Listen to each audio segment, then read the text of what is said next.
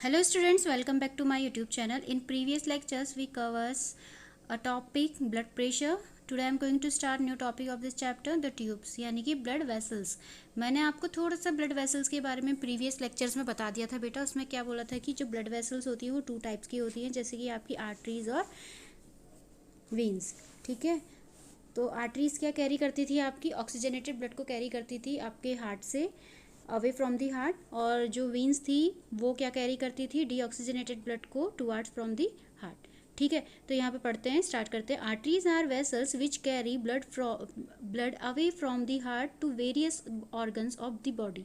यानी कि यहाँ पे क्या है, आर्टरीज को हम थोड़ा सा उसमें पढ़ लेते हैं आपके डायग्राम में. तो यहाँ पे देखिए आर्टरीज हैं, आप देख सकते हैं ये आर्टरीज हैं, और ये क्या कर रही है बेटा, आपकी पूरी की पूरी बॉडी ऑर्गन्स तक ब्लड को लेके जाने का काम कर रही है ऑक्सीजनेटेड ब्लड. ठीक है, तो यही बात हम कर रहे थे, यही बात एनसीईआरटी बोल रही है कि जो आर्टरीज होती हैं वो क्या फंक्शन करती हैं, आपका हार्ट से ऑक्सीजनेटेड ब्लड को वेरियस ऑर्गन्स तक ले जाने का बॉडी के. ठीक है, सो since the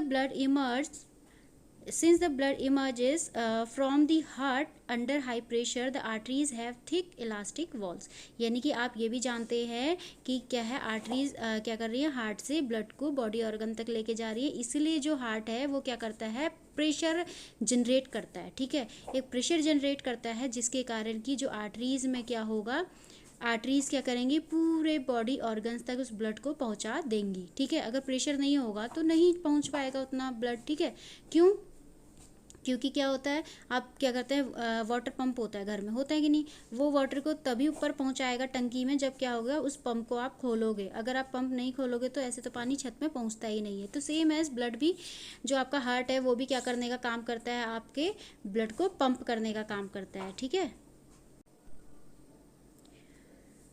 और इसीलिए इनकी जो आर्टरीज की जो वॉल्स होती हैं बेटा, वो कैसी होती हैं, थिक होती हैं. ठीक है, थिक होती हैं और इलास्टिक वॉल्स होती है, यानी कि इलास्टिसिटी भी इसमें होती है, ताकि जब प्रेशर पड़े तो ये क्या हो, स्ट्रेच हो जाए.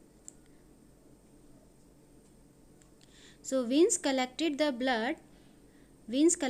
blood from different organs and bring it back to the heart. अब यहाँ पे veins क्या काम करती हैं बेटा, सारा का सारा ब्लड कलेक्ट करती हैं आपके डिफरेंट ऑर्गन से, और लेके आ जाती हैं कहाँ, आपके हार्ट में लेके जाती हैं. ठीक है, यानी कि वेन्स का काम क्या हो गया, सारे बॉडी ऑर्गन से ब्लड को कलेक्ट करेंगी और जाके कहाँ जमा कर देंगी, हार्ट में भेज देंगी. They do not need thick wall because the blood is no longer under pressure. अब यहाँ पे क्या है, जो आपकी वेन्स हैं उसको बिल्कुल भी क्या है, उसकी वॉल्स क्या होती है, थिक नहीं होती हैं. इसलिए नहीं होती हैं क्योंकि यहाँ पे जो अंडर प्रेशर जनरेट होता है हार्ट के थ्रू, वो इसमें नहीं होता है, वो सिर्फ आर्टरीज में होता है, क्योंकि ऑक्सीजनेटेड ब्लड को क्या करना है, डिफरेंट वेरियस बॉडी ऑर्गन्स में पहुँचाना है. Instead they have walls that ensure that the blood flows only in one direction. इसीलिए इसमें क्या होती हैं, सिर्फ और सिर्फ क्या होती हैं, जो आपकी वेन्स हैं इसमें क्या होंगी, एक वॉल्स होंगी, जो क्या करेगा, केवल एक ही डायरेक्शन में ब्लड के फ्लो को बनाए रखेगा. यानी कि यहाँ पे दिखा देती हूँ, तो यहाँ पे क्या होते हैं, ये जो आपकी वेन्स हैं इसमें क्या होंगी, कहीं पे क्या होंगी कि आपकी वॉल्व्स होंगी. ठीक है, यहाँ कहीं वॉल्व्स होंगी, और वो क्या करेंगी, ब्लड के फ्लो को यूनिडायरेक्शनल रखेंगी, केवल एक ही डायरेक्शन में रखेंगी, जिससे कि बैक फ्लो ऑफ ब्लड ना हो. ठीक है, so on reaching an organ or tissues, the artery divides into smaller and smaller vessels to bring the blood in contact with all the individual cell.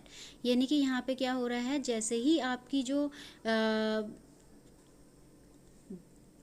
Artery है वो क्या करती है, tissue और ऑर्गन तक पहुंचने के लिए क्या करती है, आर्टरी डिवाइड हो जाती है स्मॉलर वेसल्स में, ताकि क्या कर सके, वो सारे के सारे जो भी आपकी सेल्स हैं उस तक ब्लड को पहुंचा सके. यानी कि यहाँ पे देखो फिगर में फिर देख सकते हैं हम, आर्टरी क्या होगी, स्मॉलर आपके क्या होंगी, कैपिलरीज, यानी कि स्मॉलर वेसल्स में बढ़ जाएंगी, जिनको हम कैपिलरीज कहते हैं. देखो यहाँ से आर्टरी आई और क्या होगी, डिफरेंट आपके पार्ट्स में क्या हो गई, बढ़ गई. और ये क्या होगी आपकी, क्यों होती है ये, ताकि क्या हो, सारी की सारी सेल्स तक क्या हो, आपका ऑक्सीजनेटेड ब्लड क्या हो, पहुंच सके. ठीक है,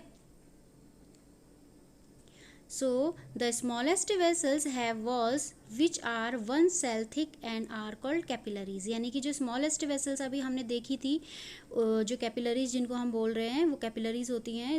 जो स्मॉलेस्ट वेसल्स होती हैं उनकी जो वॉल होती है वो कितनी थिक होती है बेटा, एक सेल के जितनी थिक होती है, ठीक है। So exchange of material between the blood and surrounding cells take place across this thin wall.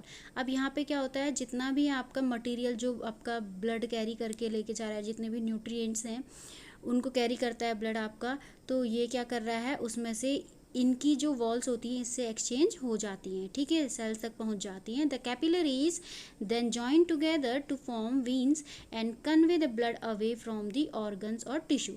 अब यहाँ पर हमने क्या बोला कि जो आर्टरीज हैं वो क्या हो जाएंगी, स्मॉल स्मॉल वेसल्स में बढ़ जाएंगी और क्या करेंगी, स्मॉल स्मॉल वेसल्स में बढ़ जाएंगी। क्यों बढ़ेंगी, ताकि सारी की सारी बॉडी सेल्स को क्या मिल सके, आपका पूरा का पूरा न्यूट्रिशन मिल सके, ठीक है। उसके बाद फिर से ये क्या करती हैं, ये पूरी की पूरी फिर से क्या होती हैं, आपकी एक वेन का फॉर्मेशन कर देती है। जब सारी की सारी स्मॉलर स्मॉलर वेसल्स क्या होंगी, आपस में जॉइन हो जाएंगी तो एक वेन का फॉर्मेशन करेंगी और फिर यहाँ से जितना भी वेस्ट प्रोडक्ट है आपका, जैसे वो सारा का सारा ब्लड में जाके आपका क्या हो जाएगा, पहुंच जाएगा, ठीक है, ब्लड से आपके हार्ट में पहुंच जाएगा।